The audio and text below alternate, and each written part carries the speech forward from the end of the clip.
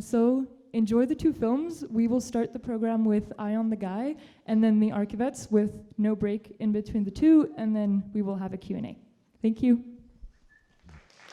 All right, thank you everyone for sticking around for the Q&A. I'm just gonna welcome Ross and Julie back to the stage for the discussion. Thank you. So maybe before handing it over to the audience, we can go back to Eye on the Guy a little bit, and if you could maybe, I was wondering if you could speak to the process of researching for the film, and just kind of how it came to be and what was your involvement in that process. Okay. I worked on a AIDS poster exhibition for the 20th anniversary of the AIDS crisis in 2001. And we drew in Philip Lewis, who was supposed to be just writing a little bit of PR for us. But the other person I was working on the project with dropped out. And so Philip and I did this intense work for many, many, many months on putting together the AIDS poster show in the office, where the work of Allen Stone was all over, and so he got the idea, since he worked in film, of doing a movie about Allen Stone, and that's how it came about. The process of working, well, I described a little bit before. We had acquired the collection of Allen Stone photographs and other materials, thanks to the work of Tom Waugh in researching his book, Hard to Imagine. We had sort of, between us, worked out that there was this physique photographer in Montreal. We didn't know who he was, and Tom managed to track him down through a book that he published, How to Do Physique Photography. We recognized the photos as belonging to this studio called Mark I in Montreal, and Tom sort of tricked this American postmaster into revealing the man's name, address, and phone number. So off we went to Pointe Claire, pulled up at this lovely suburban house that you saw in the film, and the door was opened by this 91-year-old woman who we were like, oh, maybe this is the wrong address. No, come in. And there was Allen Stone behind her, and our relationship got off to a very good start there.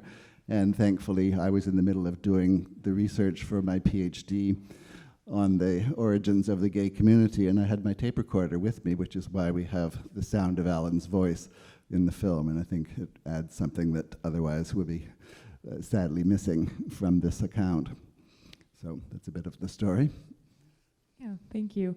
And I have a question for you, Julie. In the film, so the Archivettes, now they talk a lot about the space of the archive itself and all the moving from one place to the other, the importance of having a domestic space, the renovations, the input of the community on that space, but also its precarity and the difficulty of having that space.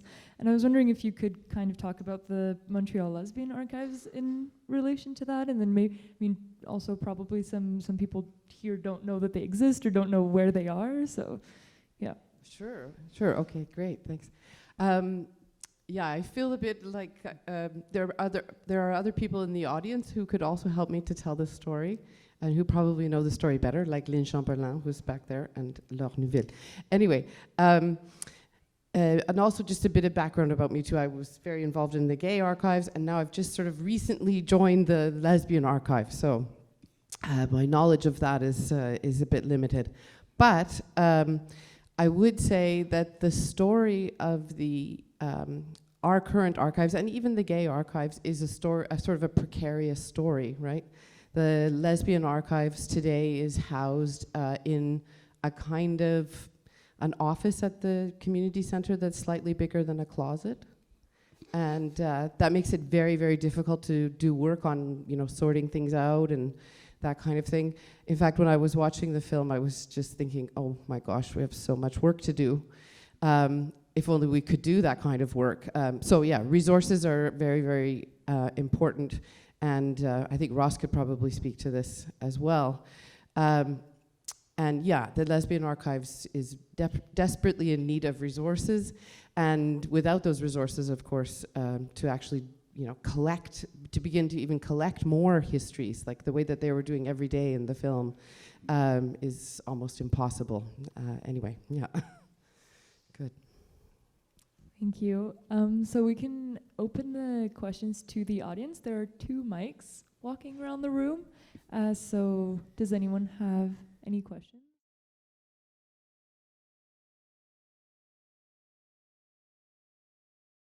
Okay, I'll start, and then I think Ross will have lots to say about that. Well, I was just reading a history that Laure prepared. The Lesbian Archives was founded in 1983. So I guess you could say that the priorities, definition, the scope was defined at that time. And it was an archive, much like what they said in the film, designed to be basically organized for and used by lesbians. And I know that that's a bit unusual in this moment and contested. What would I say about that? I think that we should think about how in 1983 the notion of autonomy was so very important. That's what sort of sticks out from the reading that I did of the history of the lesbian archives. And I think that also intergenerationally there are a lot of challenges, which I'm sure you're aware of, Janik. Anyway, so I'll just leave it there, and maybe Ross will have more to say. Okay, I'm not sure that we thought too much about how big it was ever going to get, which is kind of amazing when you look at the extent of the Archives collections today.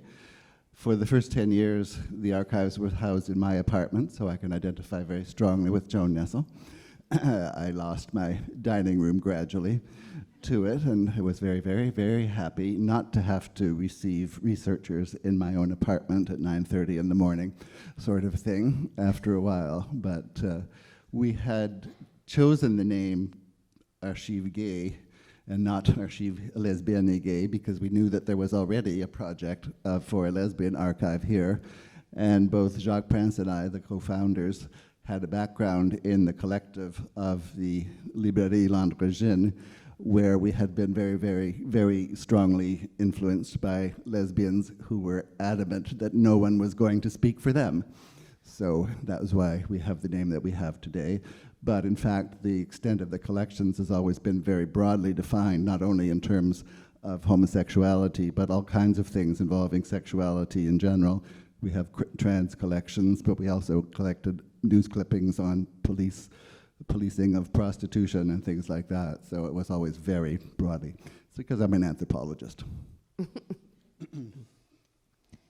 Thank you. Is there another question?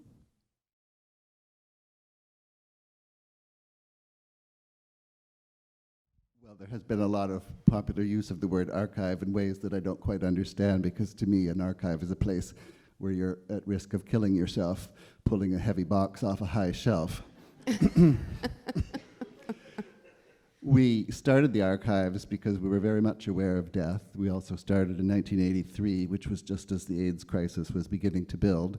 And so we didn't know whether we ourselves were going to survive very long, because nobody knew what was causing it and so on. So that idea that we needed to conserve what had been done, and I think one thing that's also not so well known today is that the 1970s were a period of very intense repression against the gay community, including lesbians in Montreal, part of a nationwide campaign by the RCMP and the local police everywhere. So we had built this community of groups that had records, and there was a suggestion that they should go to Toronto to the Canadian Lesbian and Gay Archives, but I didn't think that was a very good idea, because I couldn't see people going from Montreal to Toronto to have to do research. Like in the US, they have to go to New York. So we thought it was a better idea to keep them in Montreal. Mm-hmm. So that was sort of a rambling answer to your question. I think that's interesting if we think of a community-based archive as something that's just frozen in one moment, one radical moment. I would hope that they don't have that narrative, that they are continuing. In the Lesbian Her Story archive, to me, seemed like it was. I'm not sure that all archives are like that, though, but yeah.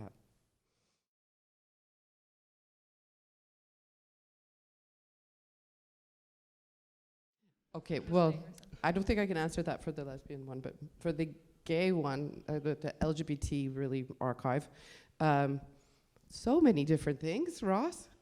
A lot of different film projects, PhDs, exhibitions of various sorts. People sometimes just come because they're curious about re-exploring things that they've lived through, or...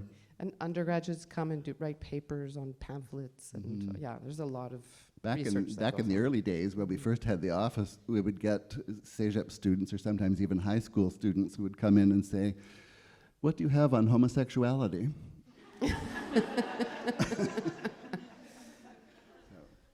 But there has been a steady stream of researchers. It's just hard to call to mind some of the more dramatic ones.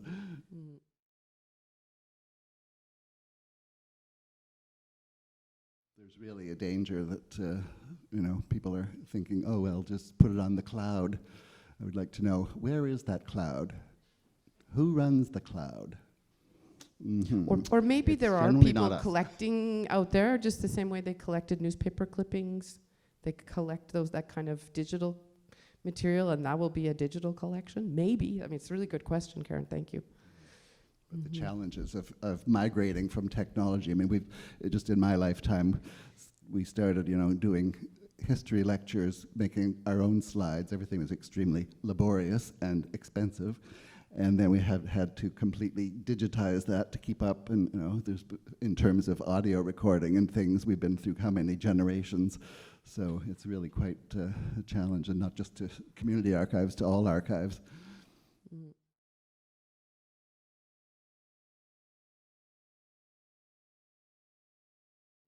Yeah. People didn't know what archives meant, and they may know a little bit more now, especially university people, but it seems like a kind of official institution that's far away and distant. That goes along with the idea of it's only for important papers and things, but we do have love letters, not enough of them, personal photos, we have lots of those, and other types of really personal materials, so there's great potential there. But what's the hardest thing was really to convince people that our own history was worth conserving. And there has been, I have been aware over the years of bunches of papers that have just been thrown away because somebody said, well, it's not worth anything.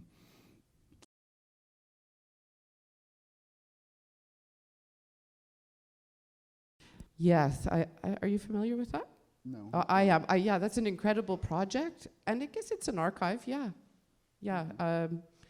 I don't think of it as. I mean, and it's also very community-based, isn't it?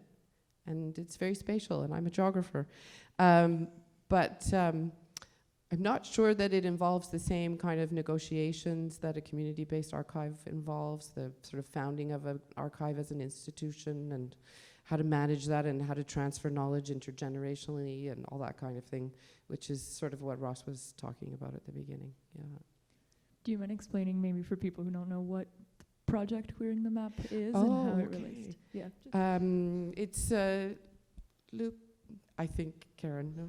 Lucas La Rochelle's project, where people across, everywhere. It's a global project where people can do geocoding of their memories of particular locations. It's massive. He gets how many entries every day? He gets like thousands and thousands of additions to this map that is online every day, from all over the world, in many, many languages.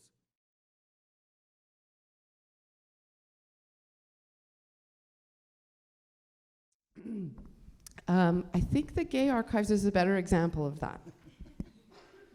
I'm trying to work my way out of the Gay Archives at this point. I've reduced my participation considerably in the last couple of years, but it is extremely important, obviously, and I agree with you totally that we may face sudden and difficult problems, like the woman said in the lesbian Her Story film, that who'd lived through the Holocaust. There can be dramatic, rapid changes close to home, and we should not be so overconfident that everything that we're sharing on social media and so on is going to be preserved and may in fact be used against us. And I always think of the way that the Nazis closed down all of the gay newspapers in Berlin in 1933, arrested everybody they found in the gay clubs and closed them, seized people's address books and used them to round up people to take to the camps. So life can change quite radically. And we need to always be diligent and aware. So we have an ongoing need, of course, to do constant fundraising. So we have our resource materials that maybe you have got a chance to pick up on the way in. I have a couple of copies, but it is a crucial need to keep supporting these institutions and keep donating things, keep volunteering. And you also have call-outs for volunteers. People can volunteer at the Gay Archives, so that's also a way to involve maybe the younger generations. Yes, for sure. And the Gay Archives has become an extremely complex organization today with different employees and volunteers, interns coming from programs in archiving, documentalists, and so on. So there is a lot of activity going on there. Sometimes it's hard to concentrate on what you're trying to get done. When are the volunteer times? Friday afternoon. Well, it's not just an open, you have to Okay. get in touch with the archives. And the Lesbian Archives on Tuesday afternoons will have volunteer work moments if anybody's interested in coming. It's at the Centre Communautaire LGBT on Plessis. All right, well, we are going to wrap it up. Thank you so much to Ross and Julie for joining us. Thank you. And don't forget to come next week. Great. Thank you.